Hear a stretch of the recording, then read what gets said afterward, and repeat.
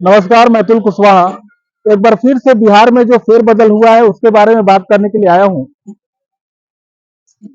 दोनों पार्टियां, मेरा मतलब है कि बीजेपी और जदयू कस्में खा रही थी कि हम वापस नहीं जाएंगे गठबंधन में। एक अमित शाह का भी वीडियो वायरल है और एक नीतीश कुमार का भी वीडियो है जिसमें वो बोल रहे हैं कि मर जाऊंगा पर इनके साथ वापस नहीं जाऊंगा।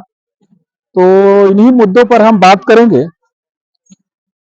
सबसे पहले बात करूंगा कि क्या कारण है कि नीतीश कुमार एक बार फिर से पाला बदल करके एनडीए में वापस आ गए। देखिए, ऐसे तो नीतीश कुमार पूरी तरह से अवसरवादी हैं, पर जो इस बार जो वो पाला बदल करके जो वो वापस आए हैं, उसके पीछे जो सबसे बड़ा कारण है वो चाहते थे कि बीजेपी के लोकसभा प्रत्याशी घोषित करने से पहले एनडीए खेमे में आ जाए, क्योंकि जेडीयू में टूट होना पक्का था। 16 सांसद ये पाला बदल करके बीजेपी में जाने वाले थे, क्योंकि बिना एनडीए गठबंधन के ये जीतने वाले नहीं थे। और नीतीश कुमार का वापस आना इन 16 सांसदों को बचाने की एक टेक्निक है। जहां तक मेरा अनुमान है, 2025 विधानसभा चुनाव से पहले ये एक बार फिर से पाला बदल करके राष्ट्रीय जनता दल के साथ जा सकते हैं। बहरहाल आगे बढ़ते हैं।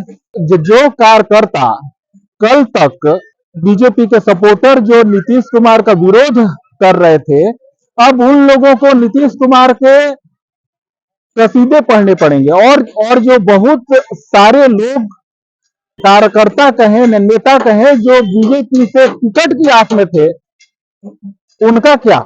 मैं यहाँ पे नाम लेना चाहूंगा, जो सासाराम से जो पूर्व बीजेपी के विधायक रहे हैं जवाहर प्रसाद, अब अगर ये 2025 तक भी, विधानसभा चुनाव तक भी अगर गठबंधन में रहे, तब जवाहर प्रसाद को एक बार फिर से सासाराम विधानसभा से टिकट नहीं दिया जाएगा। जाहिर है वो सीट जेडीयू के खेमे में चली जाएगी, क्योंकि ये हमेशा छोटा भाई बन करके काम करते हैं।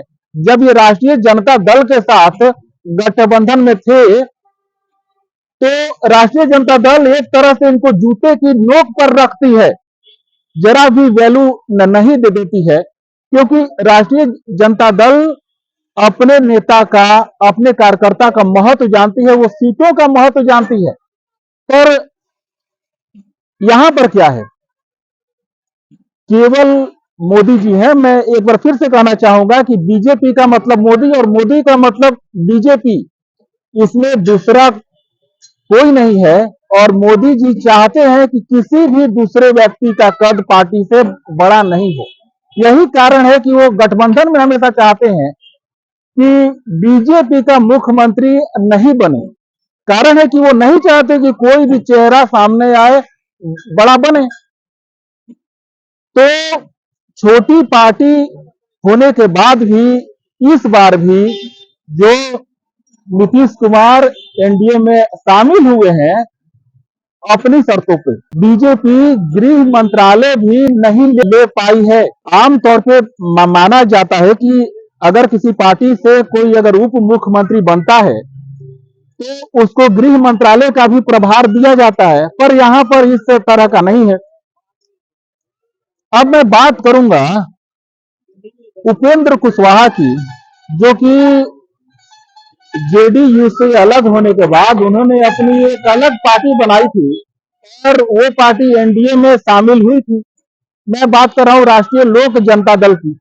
अब ये काराकाट लोकसभा क्षेत्र से गठबंधन में टिकट के आस में थे, और अब क्या है, समस्या ये है कि यहाँ पर पहले से ही जेडीयू का सांसद महाबली सिंह है। तो अब तो ये तो पक्का है कि अब यहां से उपेंद्र कुशवाहा को गठबंधन में टिकट मिलने वाली नहीं है।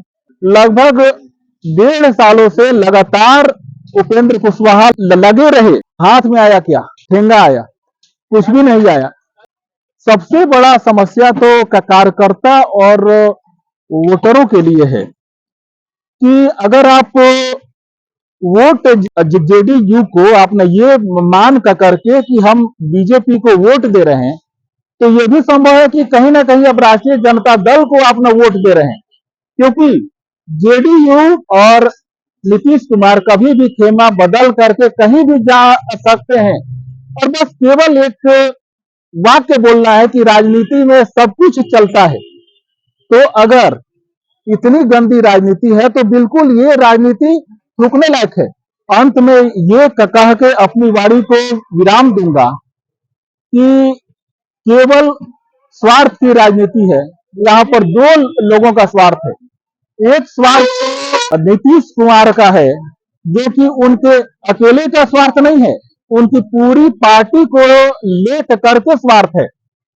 मतलब वो अपने 16 सांसदों को बचाना चाह रहे हैं, क्योंकि राष्ट्रीय जनता दल के साथ सीटों के बंटवारे में जरूरी नहीं है कि ये जो 16 सीट जहां से अभी जेडीयू के सांसद है, ये सीटें जेडीयू के खाते में जाती, तो इनके पास एकमात्र यही रास्ता था। तो मैं ये कहना चाहूंगा कि इसमें नीतीश कुमार का बहुत ज्यादा निजी हित नहीं था।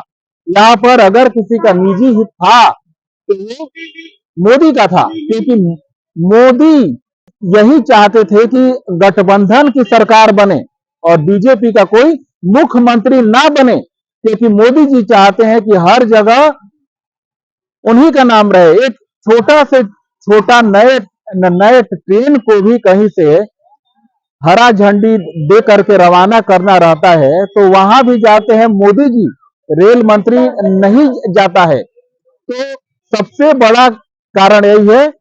इन सब में मैं मोदी जी का निजी स्वार्थ देखता हूं। वीडियो को पसंद आए तो वीडियो को लाइक करें, शेयर करें और चैनल पे नए हैं तो चैनल को सब्सक्राइब करें। फिर मिलता है नेक्स्ट वीडियो में। बहुत बहुत आभार।